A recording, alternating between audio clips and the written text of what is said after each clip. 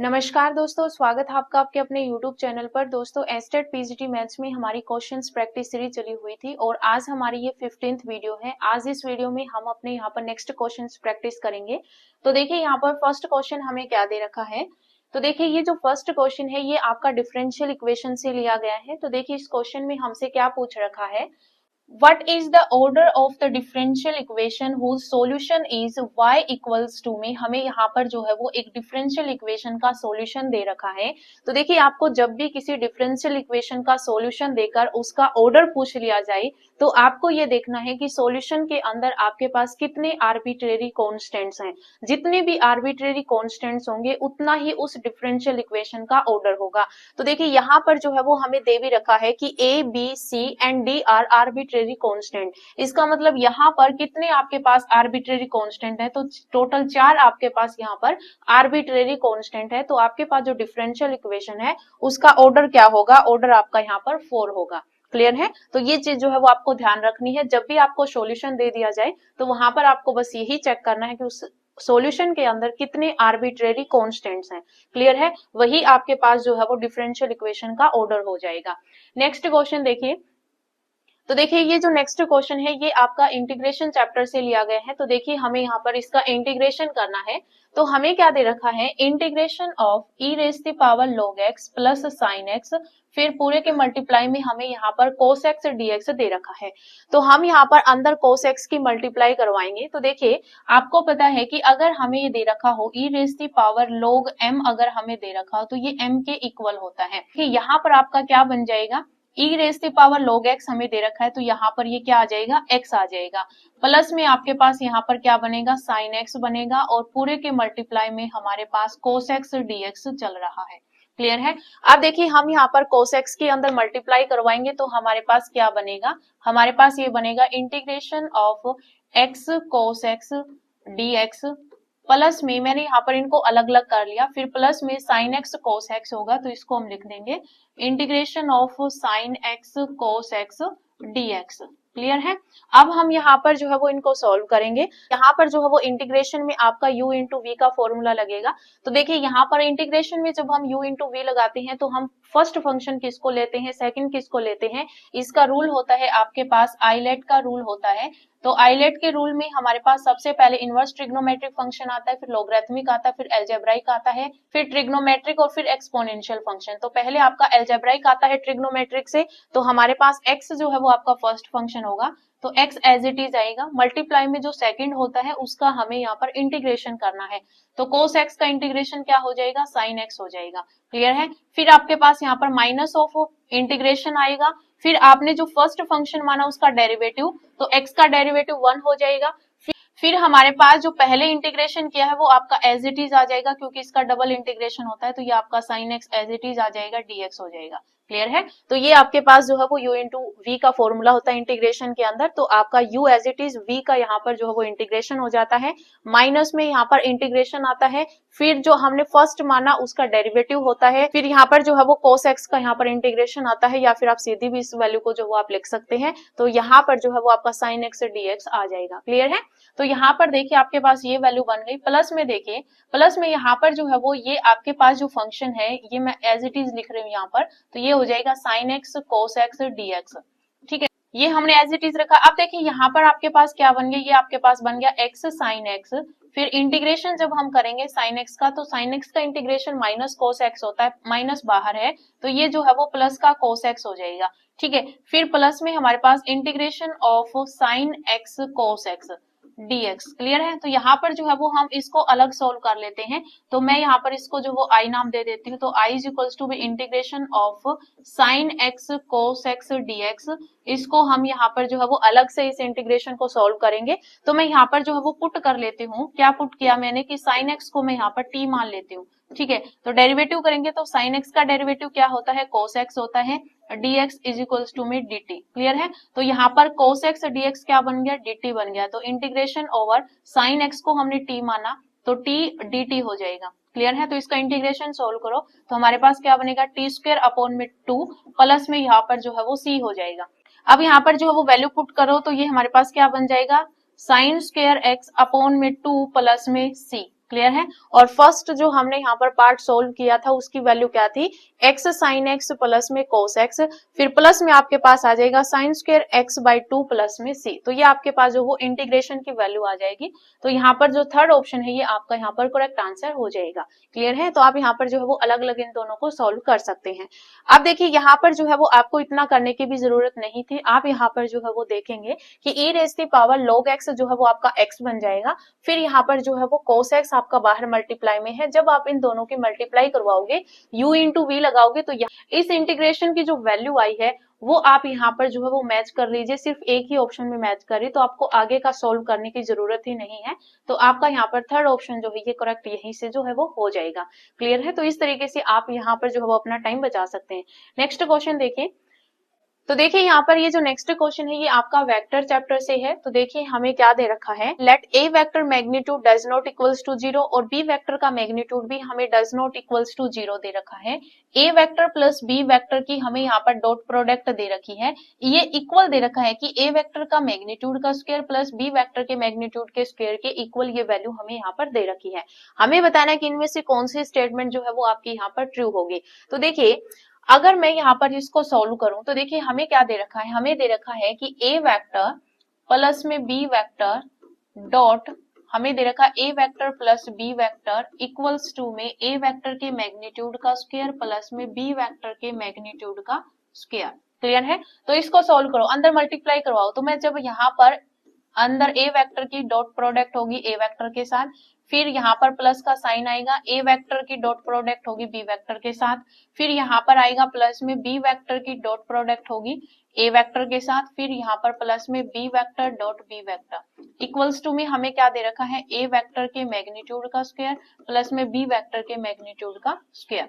अब देखिए यहाँ पर ए डॉट ए वेक्टर जो होता है ये आपके पास ए वेक्टर के मैग्नीट्यूड का स्क्वायर होता है प्लस में यहाँ देखिए यहाँ पर ये जो दोनों टर्म है ये आपकी डॉट प्रोडक्ट है तो ये सेम ही वैल्यू आएंगी। तो आप ए डॉट बी लिखे या बी डॉट ए लिखे दोनों इक्वल ही होती हैं। तो ये आपका क्या बन जाएगा, प्लस में 2 इंटू में A vector dot B vector हो जाएगा, फिर प्लस में ये आपका बी वेक्टर के मैग्नीट्यूड का स्क्वायर हो जाएगा इक्वल्स टू में क्या चल रहा है, ए वेक्टर के मैग्नीट्यूड का स्क्वायर प्लस में बी वेक्टर के मैग्नीट्यूड का स्क्वायर। तो यहाँ पर देखिए बी वेक्टर के मैग्नीट्यूड से ये कट जाएगा और ए से ए कट जाएगा। हमारे पास क्या बचेगा, हमारे पास यहाँ पर बचेगा 2 मल्टीप्लाई में A vector dot B vector equals to में 0। तो यहाँ पर A vector dot B vector जो है वो इक्वल्स टू में 0 आ जाएगा। जब दो वेक्टर की डॉट प्रोडक्ट इक्वल्स टू 0 आती है तो वे दोनों जो वेक्टर होते हैं वो परपेंडिकुलर होते हैं। तो यहाँ पर ऑप्शन नंबर फर्स्ट जो है ये आपका यहाँ पर करेक्ट आंसर आ जाएगा। तो देखिए हमने यहाँ पर सिर्फ और सिर्फ जो है वो अंदर मल्टीप्लीकेशन करवाकर जो है वो इसको यहाँ पर सोल्व किया। तो हमारे पास A vector dot B vector equals to 0 आ गया। जब भी हमारे पास डॉट प्रोडक्ट इक्वल्स टू 0 आ जाती है तो वो दोनों वेक्टर्स आपके परपेंडिकुलर होते हैं। क्लियर है। तो फर्स्ट ऑप्शन आपका करेक्ट हो जाएगा। नेक्स्ट क्वेश्चन देखिए। तो देखिए यहाँ पर ये जो नेक्स्ट क्वेश्चन है ये आपका कंटिन्यूटी चैप्टर से लिया गया है। तो देखिए हमें यहाँ पर क्या दे रखा है, हमें यहाँ पर क्वेश्चन में क्या दे रखा है, if f x and g x are continuous functions satisfy. हमें यहाँ पर साथ में ये दे रखा है कि जो एफ एक्स है वो f of a minus x, g x plus में g of a minus x जो है वो 2 के इक्वल हमें दे रखा है। यानी कि एफ एक्स और जी एक्स फंक्शन हमें कॉन्टिन्यूअस दे रखे हैं और साथ में हमें एफ एक्स की value F of a minus x के इक्वल दे रखी है और जी एक्स प्लस में g of a minus x की वैल्यू हमें यहाँ पर 2 के इक्वल दे रखी है। देन हमें यहाँ पर integration 0 to a f x g x d x की वैल्यू जो है वो हमें यहाँ पर फाइंड आउट करनी है।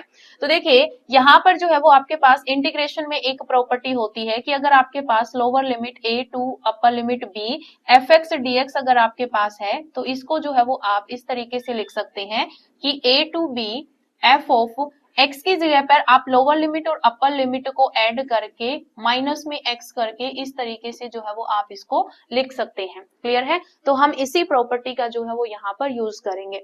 हमें वैल्यू किसकी निकालनी है, हमें यहाँ पर जो वैल्यू निकालनी है इंटीग्रेशन की, इसको मैं i के इक्वल ले लेती हूँ। तो i इक्वल्स टू हमें क्या दे रखा है, 0 to a f x g x dx, इसकी वैल्यू जो है वो हमें यहाँ पर फाइंड आउट करनी है। तो मैं इसको इक्वेशन नंबर फर्स्ट ले लेती हूँ। क्लियर है। यहाँ पर जो है मैं i इक्वल्स टू में आपके पास क्या होगा, मैं इस प्रॉपर्टी का यूज करूंगी। तो मेरे पास क्या होगा, 0 टू a एफ ऑफ, यहाँ पर देखिए अपर लिमिट और लोअर लिमिट को ऐड करेंगे, a प्लस 0 करेंगे तो a ही आएगा, तो a माइनस एक्स हो जाएगा। इनटू में जी ऑफ आपके पास क्या होगा a प्लस 0 तो a माइनस एक्स हो जाएगा dx।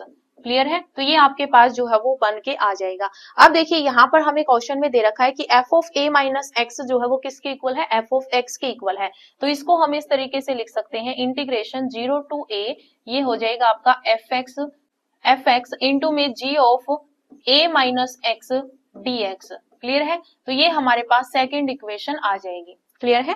फर्स्ट इक्वेशन जो हमें सॉल्व करना था उसको हमने फर्स्ट इक्वेशन नाम दिया, फिर हमने यहाँ पर जो है वो इस फॉर्मूले का यूज किया और हमें क्वेश्चन में जो दे रखा था f of a minus x, उसकी जगह पर हमने fx पुट कर दिया।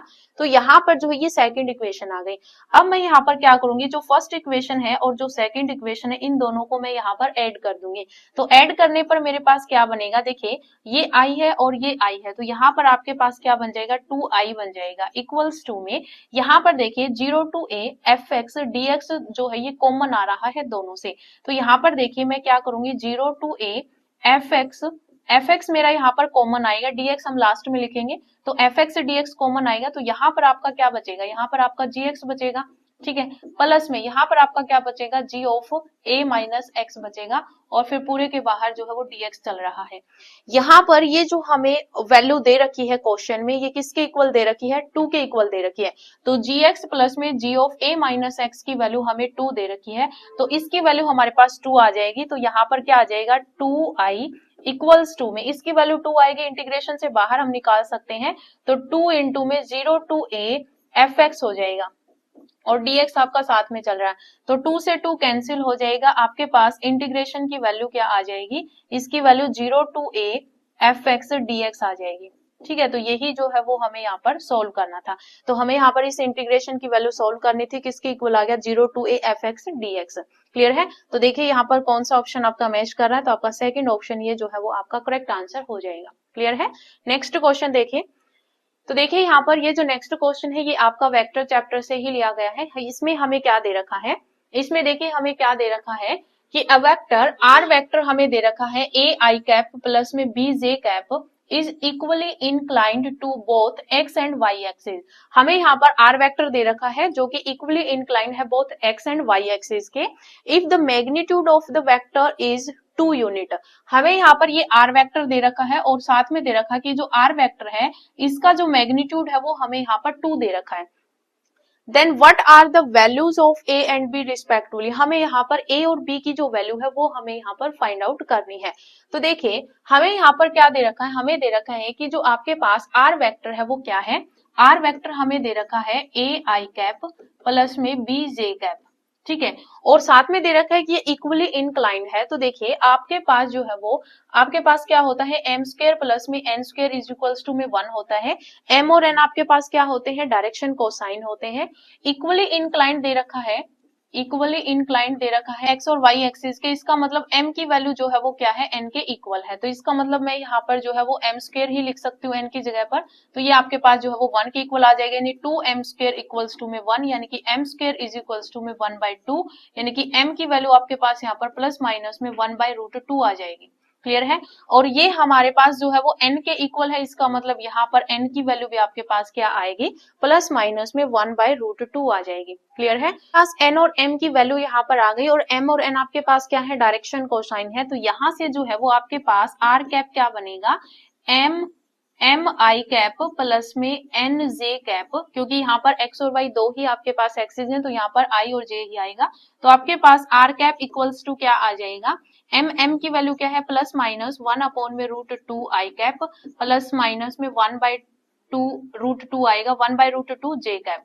क्लियर है? तो यहाँ पर आर कैप की वैल्यू आ गई, और हमें यहाँ पर जो है वो क्या दे रखा है, आर वेक्टर जो है, आर वेक्टर का जो मैग्नीट्यूड है वो हमें यहाँ पर 2 दे रखा है। हमें जो है वो निकालना क्या है, हमें निकालना है a और b की वैल्यू निकालनी है। इसका मतलब हमारे पास आर वेक्टर हमें यहाँ पर निकालना है। तो आपके पास जो आर कैप होता है, यूनिट वेक्टर जो होता है, उसको जब हम निकालते हैं, तो आर कैप जब हम निकालते हैं तो हमारे पास क्या निकलता है, ये आर वेक्टर अपॉन में आर वेक्टर का मैग्नीट्यूड निकलता है। ठीक है, आर कैप की वैल्यू जब हम निकालते हैं तो क्या होता है, आर वेक्टर अपॉन में आर वेक्टर का मैग्नीट्यूड। अगर हम यहाँ से आर वेक्टर की वैल्यू निकालेंगे तो हमारे पास ये दोनों मल्टीप्लाई में हो जाएंगे, तो आर कैप इंटू में आर वेक्टर का मैग्नीट्यूड। ठीक है, तो आर कैप हमारे पास क्या है, इक्वेशन हमारे पास है प्लस माइनस में 1/√2 आई कैप प्लस माइनस में 1/√2 जे कैप। ठीक है, और इसके मल्टीप्लाई में हमारे पास आर वेक्टर का मैग्नीट्यूड है जिसकी वैल्यू हमारे पास क्या है 2 है। तो यहाँ पर जो है वो अंदर 2 से जब हम अंदर मल्टीप्लाई करवाएंगे तो हमारे पास क्या आ जाएगा, देखिए प्लस माइनस में 2 अपॉन में √2 आएगा, √2 से कैंसिल होगा तो √2 आई कैप होगा, यहाँ पर प्लस माइनस में √2 जे कैप होगा। क्लियर है, तो ये हमारे पास आर वेक्टर आ गया। अब यहाँ पर जो हमें स्टार्टिंग में आर वेक्टर दे रखा है ए आई कैप प्लस में बी जे कैप, यहाँ से कंपेयर करवाओ तो ए की वैल्यू यहाँ पर प्लस माइनस में √2 आएगी, तो यहाँ पर जो है वो हमें प्लस वाली ही जो है वो टर्म्स दे रखी है, तो ए की वैल्यू √2 आ जाएगी और बी की वैल्यू भी जो है वो हमारे पास √2 आ जाएगी। क्लियर है, तो हमारे पास ऑप्शन नंबर 3 जो है ये आपका यहाँ पर करेक्ट आंसर हो जाएगा। क्लियर है, तो ये चीज जो है वो आपको यहाँ पर ध्यान रखनी है, और ये क्वेश्चन जो है ये आपका इंपॉर्टेंट क्वेश्चन है, इस टाइप के क्वेश्चन जो है वो पूछ लिए जाते हैं, तो ये आपको अच्छे तरीके से ध्यान रखना है। नेक्स्ट क्वेश्चन देखिए, तो देखिए यहाँ पे जो नेक्स्ट क्वेश्चन ये भी आपका इंपॉर्टेंट क्वेश्चन है। तो देखिए इसमें हमें क्या पूछ रखा है, the length of the intercept on the coordinate axis made by the plane। हमें यहाँ पर प्लेन की जो इक्वेशन है वो हमें यहाँ पर दे रखी है और हमें लेंथ ऑफ द इंटरसेप्ट जो है वो फाइंड आउट करना है। तो देखिए आपके पास जो इंटरसेप्ट फॉर्म होती है प्लेन की वो आपके पास क्या होती है, तो यहाँ पर जो है वो आपके पास जनरल फॉर्म में लिख रही हूँ कि इंटरसेप्ट फॉर्म ऑफ प्लेन। तो इंटरसेप्ट फॉर्म ऑफ प्लेन जो होती है वो आपके पास क्या होती है, x/a plus y/b plus z/c equals to में 1।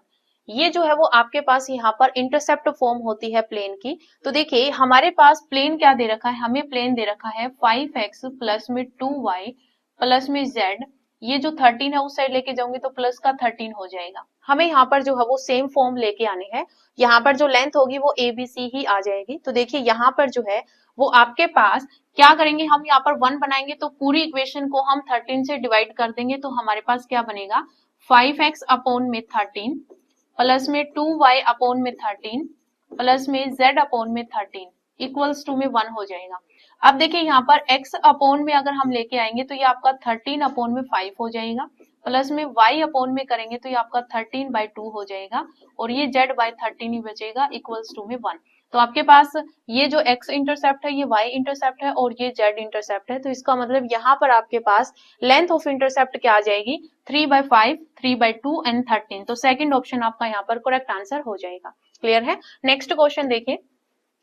तो देखिए यहाँ पर ये जो नेक्स्ट क्वेश्चन है आपका डिफरेंशियल इक्वेशन से लिया गया है और इसमें हमें यहाँ पर डिग्री बतानी है। तो आपके पास जो हाईएस्ट डेरिवेटिव होता है उसकी जो पावर होती है वही आपकी डिग्री होती है। तो देखिए यहाँ पर जो है वो सबसे पहले आपको क्या देखना है कि जो पावर होती है वो आपकी एक होल नंबर में होनी चाहिए। हमें यहाँ पर पावर नेगेटिव में दे रखी है तो पहले हम इसको पॉजिटिव बनाएंगे। तो देखिए ये आपका किस तरीके से जो है वो वर्क करेगा, तो देखिए dy/dx माइनस में x ये हमने एज इट इज रखा इक्वल्स टू में ये अगर आपके पास ऊपर जो पावर माइनस की, तो अगर मैं इसको नीचे ले आऊं तो 1 अपॉन अगर करूंगी तो ये जो है वो मेरे पास पॉजिटिव पावर बन जाएगी। ठीक है, तो ये जो है वो आपके पास पॉजिटिव पावर 4 हो जाएगी।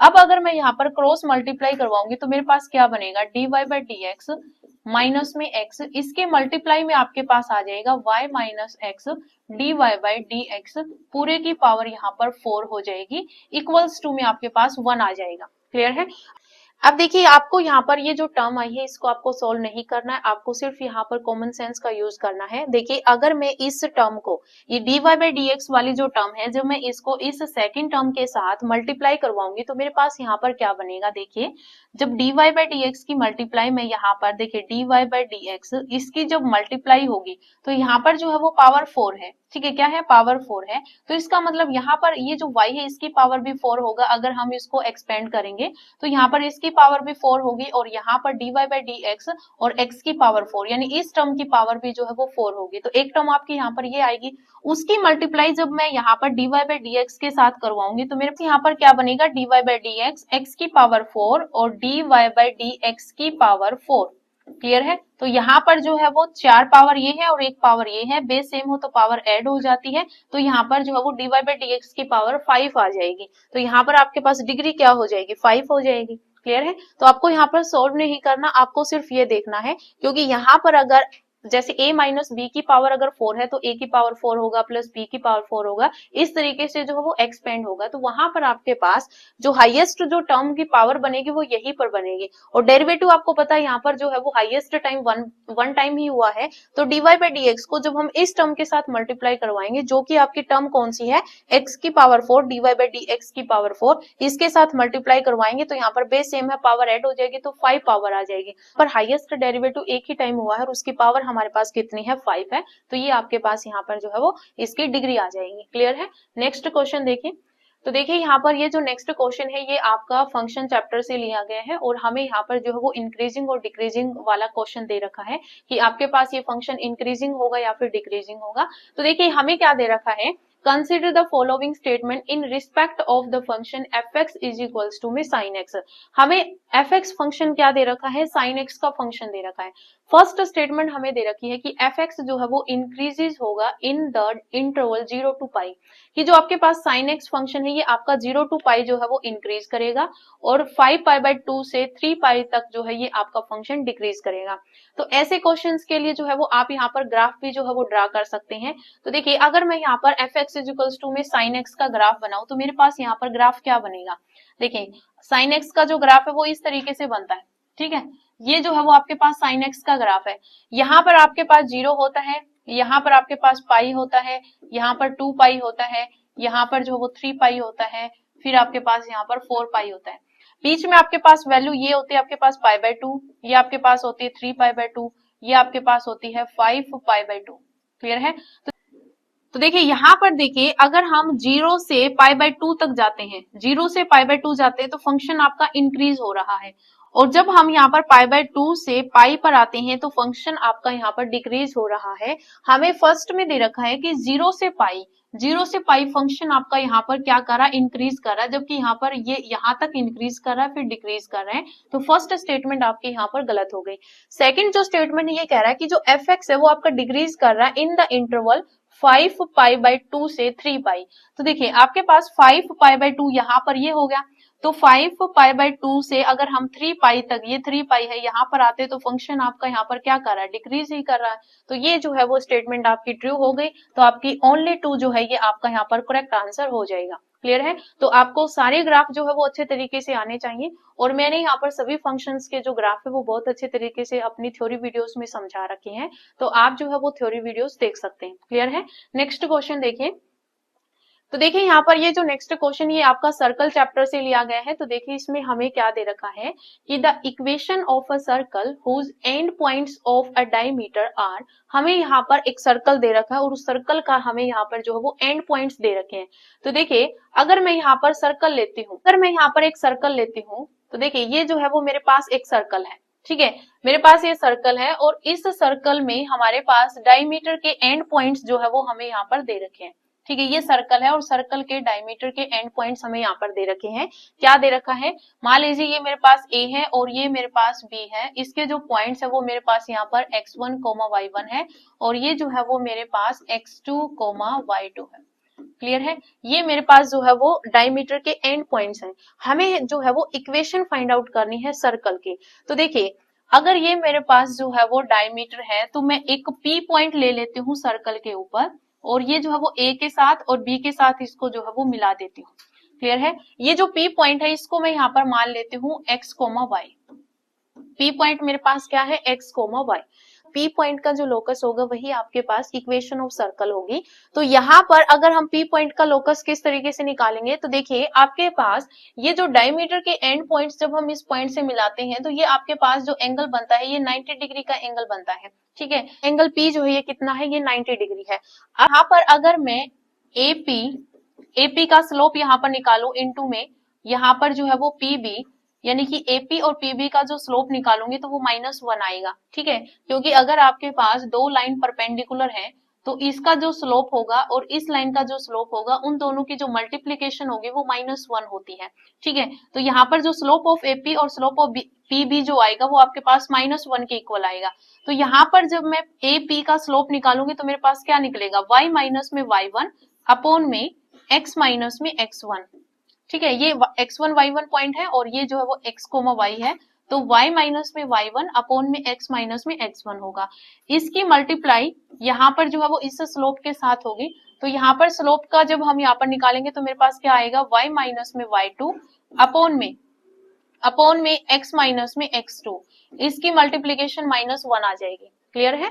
अब देखिए यहाँ पर क्या आएगा, ऊपर मल्टीप्लाई करेंगे तो y माइनस में y1 और इंटू में y माइनस में y2 अपॉन में यहाँ पर आएगा x माइनस में x1 इंटू x माइनस में x2।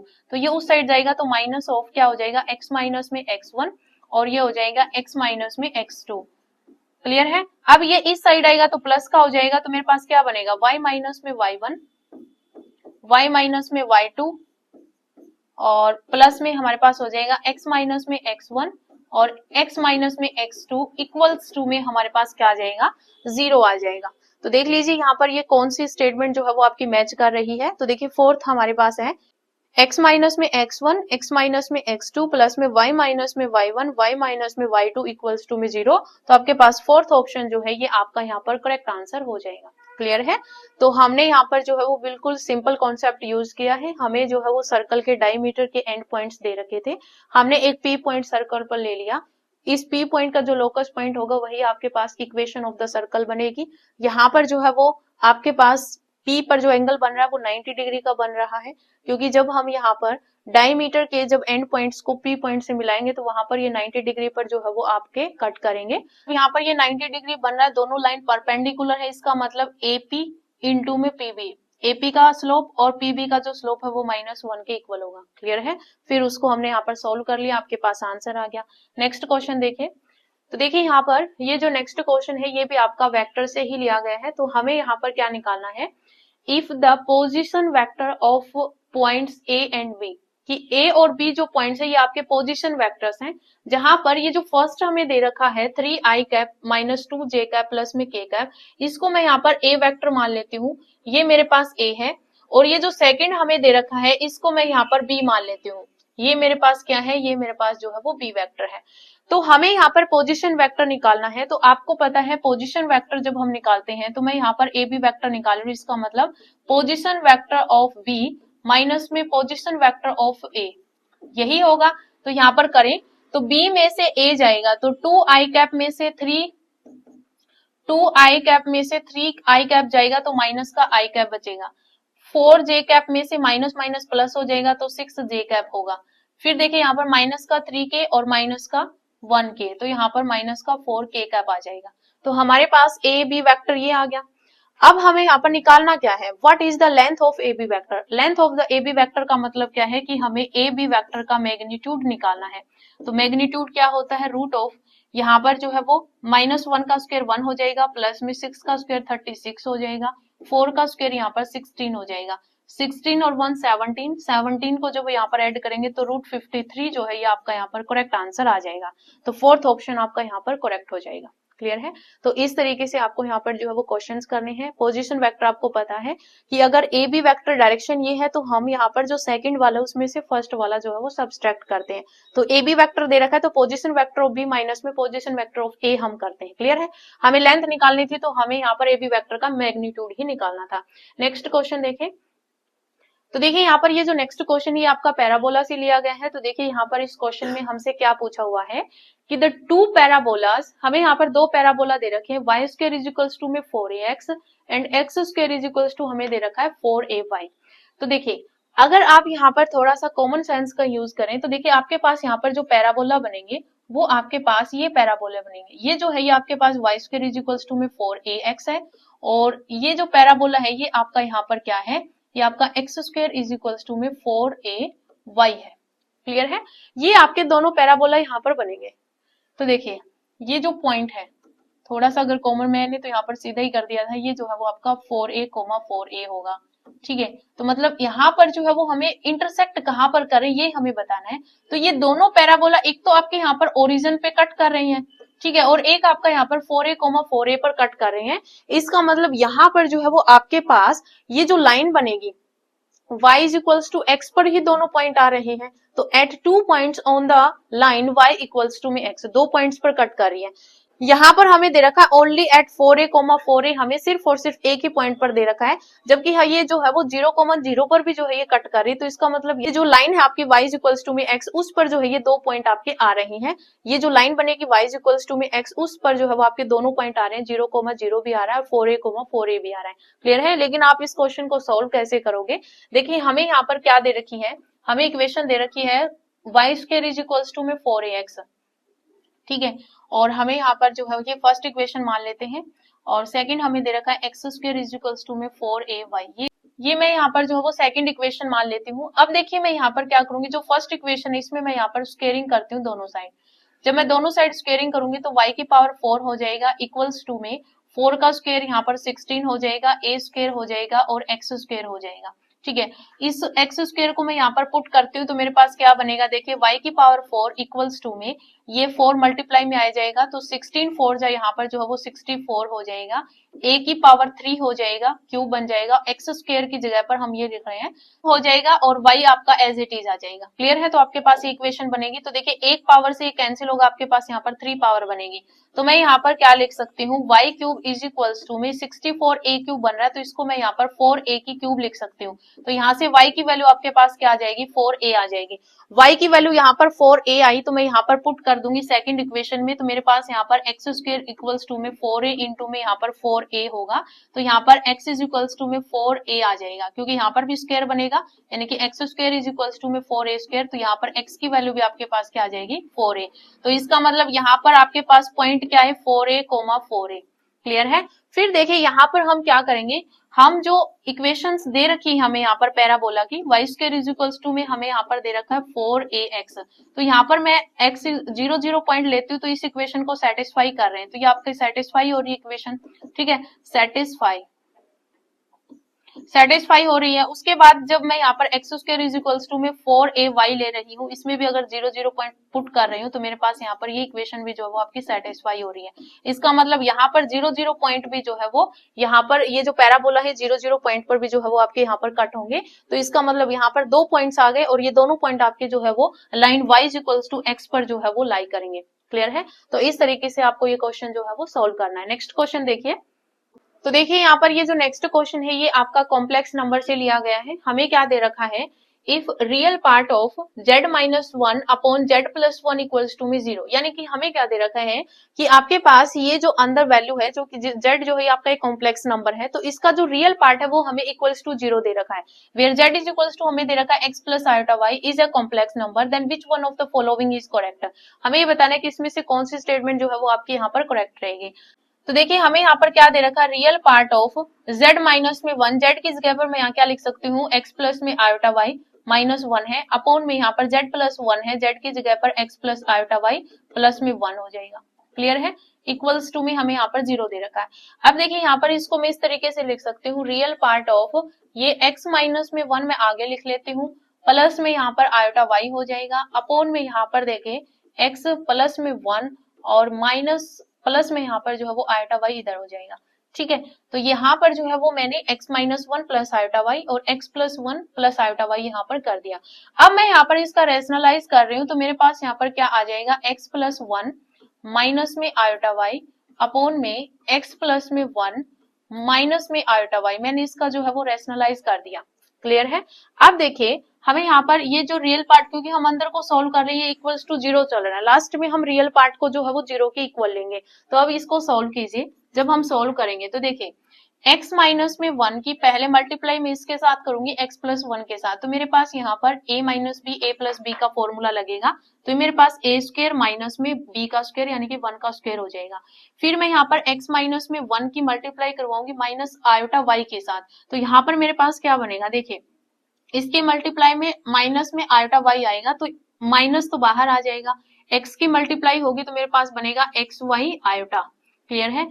फिर मैं यहाँ पर जो है वो माइनस आयोटा y की माइनस 1 के साथ करूंगी तो माइनस माइनस मेरा क्या हो जाएगा, प्लस हो जाएगा, तो प्लस में आयोटा y हो जाएगा। क्लियर है? फिर यहाँ पर आयोटा y की मल्टीप्लाई x प्लस 1 के साथ होगी तो मेरे पास यहाँ पर क्या बनेगा, प्लस में आयोटा एक्स वाई बनेगा। फिर मेरे पास यहाँ पर प्लस में आयोटा y बनेगा। फिर यहाँ पर देखिए आयोटा वाई माइनस में आयोटा वाई, इन दोनों की मल्टीप्लाई करवाऊंगी तो मेरे पास क्या बनेगा, माइनस का बनेगा, फिर आयोटा स्क्वायर आएगा तो आयोटा स्क्वायर जो वो प्लस हो जाएगा और वाई स्क्वायर हो जाएगा। ठीक है, फिर देखिए यहाँ पर अपोन में, यहाँ पर देखिए x प्लस वन का होल स्क्वायर हो जाएगा, x प्लस वन का होल स्क्वायर हो जाएगा। और यहाँ पर क्योंकि a प्लस बी और a माइनस बी का फॉर्मूला, तो a का स्क्वायर माइनस में b का स्क्वायर, तो माइनस माइनस प्लस हो जाएगा, क्योंकि आयोटा स्क्वायर की वैल्यू माइनस वन होगी तो यहाँ पर प्लस में y स्क्वायर हो जाएगा। और हमें यहाँ पर दे क्या रखा है, हमें दे रखा है रियल पार्ट ऑफ ये जो है वो जीरो दे रखा है, हमें क्या दे रखा है, रियल पार्ट ऑफ ये वैल्यू जो है वो इक्वल्स टू जीरो दे रखी है। क्लियर है। अब देखिए यहाँ पर ये माइनस का एक्स वाई आयोटा, ये प्लस का X Y iota cancel out हो गए। अब ऊपर आपके पास क्या बचा, रियल पार्ट ऑफ क्या बचा, देखिए एक्स स्क्वायर प्लस में वाई स्क्वायर माइनस में वन, फिर देखिए यहाँ पर iota Y plus iota Y, तो ये हो जाएगा टू आयोटा वाई, अपोन में यहाँ पर क्या आ जाएगा, एक्स प्लस में वन का होल स्क्वायर प्लस में वाई स्क्वायर इक्वल्स टू में जीरो। अब हम यहाँ पर क्या लेंगे, सिर्फ रियल पार्ट को जीरो के इक्वल लेंगे, तो यहाँ पर रियल पार्ट इस टर्म में ये है और अपॉन में ये है, तो मतलब रियल पार्ट आपके पास यहाँ पर क्या होगा, इसके अपॉन में ये तो आपका इमेजिनरी पार्ट है, हमें सिर्फ क्वेश्चन में दे रखा कि real part equals to zero है, तो इसका मतलब हमारे पास x square plus Y square minus one upon में एक्स प्लस वन का होल स्क्वायर प्लस में वाई स्क्वायर, ये जो है वो इक्वल्स टू जीरो आ जाएगा। क्लियर है। तो ये इस साइड जाएगा तो ये सारा जीरो बन जाएगा, तो हमारे पास क्या बनेगा, X square plus Y square minus में वन इक्वल्स टू में जीरो, यानी X square plus Y square equals to में वन, ये आपकी किसकी वैल्यू होती है, mod Z equals to one की वैल्यू होती है। तो ये आपके पास जो है वो फोर्थ ऑप्शन यहाँ पर करेक्ट आंसर हो जाएगा, क्योंकि आपके पास x square plus Y square equals to में वन है, तो वन को हम यहाँ पर क्या लिख सकते हैं, वन का स्क्वायर लिख सकते हैं, तो ये जो है वो आपके पास इस साइड आएगा तो रूट बन जाएगा, तो root of x square plus Y square mod z ही होता है। ठीक है, इक्वल्स टू में वन, तो ये आपके पास यहाँ पर फोर्थ ऑप्शन आपका करेक्ट आंसर हो जाएगा। क्लियर है। नेक्स्ट क्वेश्चन देखिए, तो देखिए यहाँ पर ये जो नेक्स्ट क्वेश्चन है ये आपका हाइट एंड डिस्टेंस वाले चैप्टर से लिया गया है। तो देखिए इस क्वेश्चन में हमें क्या दे रखा है कि there is a 10 metre tower, 10 metre tower है, यानी कि आपके पास एक 10 मीटर टावर है, ये क्या है, ये 10 मीटर टावर है, जो कि between two parallel roads the angles of depression of the rods from the top of the tower are 30 degree and 45 degree। ये क्या कह रहा है कि आपके पास दो पैरेलल रोड हैं, उन दोनों पैरेलल रोड के बीच में 10 मीटर लॉन्ग जो है वो आपके पास एक टावर है। तो मान लीजिए आपके पास जो है ये रोड है, ठीक है, मैं यहाँ पर मान लेती हूँ ये जो है वो आपके पास एक रोड है, ठीक है, और ये भी आपके पास एक रोड है, दो पैरेलल रोड है, और इन दो पैरेलल रोड के बीचों बीच जो है ये आपके पास 10 मीटर लॉन्ग जो है वो आपके पास टावर है। तो हमें क्या दे रखा है, the angle of the depression of the roads from the top of the tower, यानी कि आपके पास ये जो टावर है इस टावर के टॉप से एंगल ऑफ डिप्रेशन बन रहा है, यानी कि ऊपर की तरफ एंगल जो है वो बन रहा है, ये हमें दे रखा है कि ये जो यहाँ पर एंगल जो बन रहा है वो आपका कितना बन रहा है, 30 डिग्री और 45 डिग्री बन रहा है। इसका मतलब यहाँ पर 30 डिग्री बन रहा है तो इस साइड आपके पास क्या आ जाएगा, 30 डिग्री आ जाएगा। सेम एज इट इज यहाँ पर जो है वो आपके पास कितना बन रहा है, यहाँ पर जो है वो आपके पास 45 डिग्री बन रहा है, तो इसका मतलब यहाँ पर आपके पास क्या बन जाएगा, 45 डिग्री यहाँ पर बन रहा है, तो ये आपका यहाँ पर 45 डिग्री बन जाएगा। क्लियर है। तो आपके पास जो है वो यहाँ पर ये जो डायग्राम है वो आपका यहाँ पर बनेगा। एंड हमें क्या फाइंड आउट करना है कि how far are the roads from each other, यानी कि हमें यहाँ पर ये जो डिस्टेंस है वो हमें निकालने की दोनों रोड जो है वो कितनी दूरी पर है, ये हमें यहाँ पर निकालना है। क्लियर है। तो देखिए हमें यहाँ पर ये जो है वो 10 मीटर जो है वो लॉन्ग हमें दे रखा है, हमें यहाँ पर ये वैल्यू और ये वैल्यू जो है वो फाइंड आउट करनी है। पहले हम यहाँ पर ए बी सी ये ट्रायंगल लेंगे, फिर ए बी और डी ये ट्रायंगल हम लेंगे। तो देखिए यहाँ पर 30 डिग्री का एंगल बन रहा है, ये आपके पास 90 डिग्री है, तो ये आपके पास कितना होगा, 60 डिग्री। तो जब हम हाइट एंड डिस्टेंस में जब क्वेश्चन निकालते हैं तो आपके पास एक बनता है 30 डिग्री, 60 डिग्री और 90 डिग्री, ये एंगल बनते हैं। 30 डिग्री के सामने वाली जो साइड होगी वो आपके पास 1 होगी, 60 डिग्री के सामने जो आपके पास साइड होगी वो √3 होगी, और 90 डिग्री के सामने जो आपके पास साइड होगी, एक कॉन्सेप्ट तो आपको ये ध्यान रखना है। सेकंड आपको ध्यान रखना है कि आपके पास एंगल बनेंगे 45 डिग्री, 45 डिग्री और 90 डिग्री। तब आपके पास यहाँ पर जो 45 डिग्री एंगल होगा उसके सामने वाली जो साइड होगी उसको आप 1 लोगे, इसको भी 1 लोगे और यहाँ पर ये आपकी √2 होगी। एक आपको सेकंड कॉन्सेप्ट ये ध्यान रखना है, फर्स्ट एंड सेकंड, ये आपको अच्छे तरीके से ध्यान रखने हैं। अब देखिए यहाँ पर जो है वो आपके पास 30, 60 और 90 बन रहा है। इसका मतलब पर ये 30 डिग्री है, 30 डिग्री के सामने वाली साइड आपकी 1 होगी, 60 के सामने वाली √3 होगी, 90 के सामने वाली आपके पास 2 होगी। अगर हम ये ट्रायंगल लेते हैं तो इसमें आपके पास ये 45 डिग्री है, तो इसका मतलब ये भी 45 डिग्री होगा और ये 90 डिग्री होगा। तो 45 के सामने 1 होगा, इस 45 के सामने 1 होगा और 90 के सामने यहाँ पर जो है वो √2 होगा। क्लियर है? तो हम पहले इस ट्रायंगल को यहाँ पर सोल्व करते हैं, यानी ट्रायंगल ए बी और सी ले रही हूँ मैं, ए बी सी ले रही हूँ। तो यहाँ पर जो है वो आपके पास 30 के सामने हम यहाँ पर 1 लेके चल रहे हैं, क्योंकि हमें 10 मीटर ये दे रखा है, तो 1 की वैल्यू हमारे पास क्या आ जाएगी, 10 आ जाएगी। क्लियर है?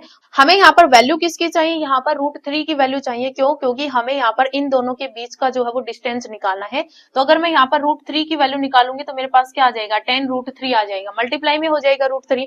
तो हमारे पास ये जो वैल्यू है वो कितनी आ जाएगी, ये 10 √3 आ जाएगी, बी और सी की वैल्यू। क्लियर है?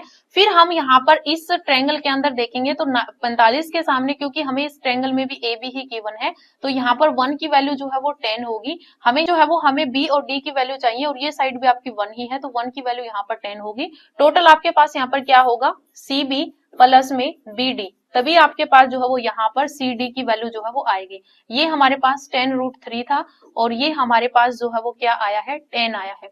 क्या है, 10 आया। तो टोटल आपके पास यहाँ पर क्या आ जाएगा, 10 इंटू में √3 + 1, ये जो है वो आपका यहाँ पर आंसर आएगा। लेकिन हमें यहाँ पर जो है वो √3 की वैल्यू जो है वो दे रखी है, क्योंकि यहाँ पर यूज की हुई है, तो इसका मतलब यहाँ पर जो है वो आपके पास एंगल क्या आएगा, देखिए 10 इंटू में यहाँ पर √3 की जो वैल्यू होती है वो 1.732 होती है, फिर प्लस में यहाँ पर 1 हो जाएगा। तो यहाँ पर जो है वो आपके पास क्या बनेगा, 10 इंटू में ये आपके पास 2 × 732 बनेगा।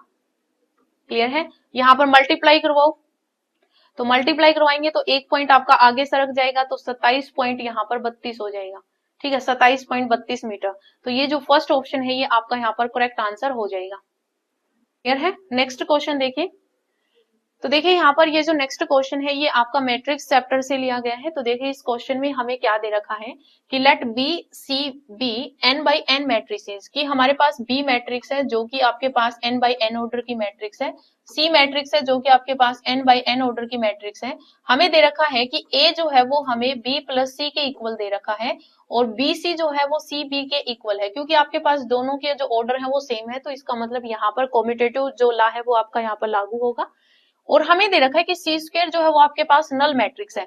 अगर आपके पास सी स्क्वायर नल मैट्रिक्स है, सी स्क्वायर नल मैट्रिक्स है, इसका मतलब हम सी की पावर 3 करें तो भी नल मैट्रिक्स आएगा, सी की पावर 4 करें तब भी नल मैट्रिक्स आएगा। इसका मतलब सी की पावर n तक आपके पास यहाँ पर नल मैट्रिक्स ही आएगा। ठीक है, यानी कि सी की पावर 2 अगर नल है तो उसके आगे जितनी भी बड़ी पावर आएंगी वो सारी ही आपकी नल मैट्रिक्स आएंगे।